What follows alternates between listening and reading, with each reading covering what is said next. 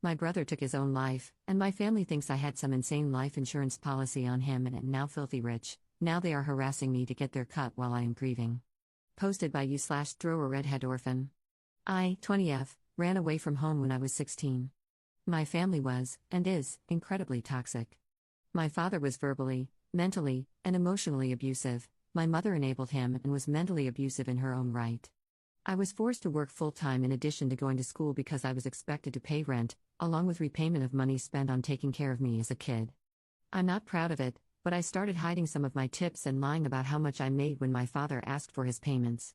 Eventually, the owner of the restaurant where I worked offered to let me live in the apartment upstairs for very cheap in exchange for some extra side work. I agreed, and I moved out one night in secret. There was an awful blow-up, and my father showed up at the restaurant and demanded to know where I was. Thankfully, the hostess and another waitress knew everything and told him I quit and they didn't know where I was. I haven't spoken to my father since the night I left home. He knows I'm alive and well because I called my mother, and I know she told him. I wouldn't tell her where I was staying, just that I was okay and wasn't coming back. I waited until I was sure I could make it on my own to let her know. The one person I stayed in touch with was my younger brother, 16M. We emailed at first and then texted, once he got a phone, several times a week. I wouldn't say we were super close or anything, but closer than anyone else in the family. I felt guilty about leaving him behind with my parents and our equally abusive older sister, 23F, who still lives at home with them. My father was always worse to my brother. Maybe because he was the only boy, so he could take it, I don't know. But he was terrible to him. I am convinced he drove him to suicide. A little over a year ago, my brother took his own life. It gutted me. I tried to be there for him and support him as best I could, but I was working all the time. I wish I could have done more. I feel like I failed him. I found out from my mother. She called me from his phone the morning after they found him. I also found out that my father was just going to abandon him at the morgue and let him be buried by the county. I couldn't do that to him. So I called a funeral home and arranged for him to be cremated. I took his ashes and scattered them on the beach where we used to go fishing together. I think it's what he would have wanted. My father is angry, though, really angry. I paid for my brother's cremation with a credit card. It was $6,000, and I don't really have the money to spare, but it was important. It's going to take years to pay it all off, but he was worth that to me. But that isn't how my father sees it. He somehow has this crazy idea that I had $1 million life insurance policy on my brother and that I'm rich now. He and my sister have been showing up at the restaurant where I used to work and demanding to see me. The owner keeps calling me and telling me about it. I've called the cops, but they won't do anything unless the owner wants to charge them with trespassing. I called my mother and tried to talk some sense into her, but she believes this insane story about life insurance, and now she thinks I killed my brother to collect the insurance money. My sister keeps calling me from different phone numbers and leaving awful, threatening messages demanding her cut of the money I don't freaking have. They are all crazy and hurtful, and I am worried this is going to get worse. What can I do? Top/relevant comments. Commenter. Your boss is great, but he's going to fire you soon. Your father is just like a rotting disease that destroys everything he touches. You have to get out of your area ASAP. Talk to your boss, come up with a plan that gets you as far away as possible, across the country if necessary. Ask if your boss will give you a good reference. Then just leave. Look up youth hostels in an area where there are lots of jobs. Apply at any job possible to get on your feet.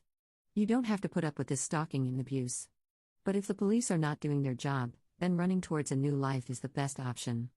Good luck, I know you are a survivor and will achieve miracles. Ops response. That description of my father hits home. You're right. They aren't just going to move on and let me go. I wish I could convince them there isn't any money and to just let me live my life. I don't even think I could have gotten life insurance on my brother if I wanted to. Leaving will be scary, but I think you're right. I think I have to. Commenter 2. They know where you live? Ops response. They know where I used to work and who my friends are. They have harassed people I know a few times. I still live above the restaurant, but I don't work there anymore. Utilities and stuff are in my landlord's name. Update 2 months 2 weeks later. First of all, thank you to everyone who replied to my last post. It means a lot to me that so many people cared. The advice and support I received were really desperately needed. I didn't realize how much. Honestly, when I posted, I was hoping for some kind of magic answer that would get my unreasonable family to just listen to me. What I got was much more. I guess I couldn't see just how blind I was to certain people in my life, my mother especially. I always labeled her, in my head, as the good parent. She and I always had a somewhat okay relationship, even if she let my father do all kinds of awful things. Even after she started accusing me of killing my brother for money, I kept hoping she would snap out of it if I could just convince her of how life insurance works. But a lot of the comments made me realize she really is an enabler herself, and that I really did need to cut ties and move on. That was so hard for me.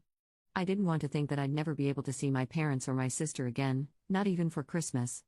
I know there's a lot of bad in what they've done, but there were good times, too. Times I will always miss. So many people offered kindness and support. I couldn't allow myself to accept any monetary donations that were offered, but I do appreciate the gesture. One especially kind and amazing Redditor offered me something I couldn't turn down. They helped me get a job at the company they worked for in a new state. Without their help, I don't know if I'd be here to post this update. I won't call them out, but they know how grateful I am. Okay, on to the actual update. As I mentioned, I have a new job. It's better than what I was doing and has some great benefits attached. It's in a new state, where I am now, along with a new roommate and her kitty. Uprooting myself and finding a place to live during a pandemic was challenging, but my roommate has been awesome and very understanding. She knows my situation and won't let anyone claiming to be family inside if they somehow manage to find me. Everything is in her name that can be, and she's happy to keep it that way to help keep me safe. I figured things out with my new employer, who allowed me to do almost everything related to interviewing and screening online, so I knew I'd have a job waiting for me. I also found my new roommate online, and we FaceTimed a bunch so we knew we'd get along when I got there. She even picked me up and helped me get settled. When I told my landlord and former boss I'd be leaving for good, she was sad but happy for me. She waived my last month's rent and even gave me a Christmas card with some cash in it to help me start my new life. But it wasn't all good. I made a mistake, and I know a lot of you warned me about it. I could not leave without saying goodbye. Plus, I needed something to remember my brother by. He had a huge collection of old band shirts, and I wanted just one of them. I knew my mother hadn't touched his room, saving evidence for the investigation, she said, so I knew she would have won. I called her up and told her I wanted to see her. I told her that I wanted to have dinner with her and her alone, and she agreed not to tell my father or my sister about it. I told her I wanted one of his shirts, and she agreed to bring one for me. I told her I was leaving town and that I wanted to say goodbye for closure and because it was Christmas, which was always such a special time for her and me. I wanted to meet somewhere in public, so I picked a restaurant we had been to before that I knew she liked. I got there early and watched her come in so I knew she was really alone before she sat down. We had a really nice meal together. She seemed to have actually changed her mind about my father's crazy allegations. We talked about my brother. I told her where I'd scattered his ashes in case she wanted to visit him. When it came time to leave, I paid the bill and asked about the shirt. She told me she left it in the car so it didn't get stains on it. She had been so nice and friendly during dinner that I trusted her. I went with her to the parking lot to get my brother's shirt out of the car. My father was waiting there for us. And he had a gun. As soon as I saw him, I screamed as loud as I could and ran. I went back inside the restaurant and yelled that there was a man after me and he had a gun. He barged in, screaming, and I ran off into the bathroom and locked myself in. I called the police and waited in there with the dispatcher on the phone until they came and got him. I pressed charges, and so did the restaurant. My mother lied about the shirt. I should have known she would. That is my biggest regret, I think, because showing up there like that was really the push I needed to finally cut all of them out of my life for good. I'm sad that I have nothing to remember my brother by, but I like to think he's looking over me. I now have an order of protection. I changed my number and deleted all my social media. And I am thinking of changing my name, too, maybe taking my brother's first name as my surname as a way to honor him. I hope 2021 can be my year. Top/relevant comments. Commenter. Don't take your brother's name. I get why you would do it, but it's still dangerous. They could find you with that. It's not great, but you have to be careful. Second update 4 years 5 months later. Hi Reddit. It's been a while, and I honestly forgot about this site entirely. I don't use any social media or anything, so I'm not really in the habit of keeping up with these things. But Reddit sent an email about a privacy update and reminded me about it, so I thought I would share an update in case anyone still cares. The past 4 years have brought a lot of growth for me. I did change my name, as some suggested. I didn't end up taking my brother's name out of fear of linking me to my former family and making it easier for them to find me. I did want a connection, though, so I took the fairly common, Last name of his favorite singer is my last name and a first name I've always loved and wanted to name a daughter someday. My roommate was amazing. She got married last year and moved out with her now husband. I still see them occasionally as friends. She let me keep the apartment, and I also ended up with her kitty because he liked me better and her husband is mildly allergic. So we're besties now, facing the world together. I ended up leaving the job that kind Redditor helped set me up with after 2 years. I found a much better role closer to the apartment. It pays better, and I can walk to work. I'd call it a win. I know everyone is wondering if there has been more family drama, but luckily there hasn't really. I haven't heard from any of them since I left. I am waiting for it, though, and trying my best to make sure it can't ever happen. I do wish I had something left of my brother's. He'd be 20 now, the same age I was when all of this went down. It still hurts to know he won't ever be 20, or 30, or anything else. I wish I had kept a piece of him or maybe had some of his ashes made into a necklace or something just to have him with me. Everything happened so fast, and I never thought I'd end up leaving home, so I always thought I'd just be able to go visit our beach if I wanted to talk to him at all. But I guess that's the trade-off. I don't date at all. I really keep pretty much to myself, at least for now.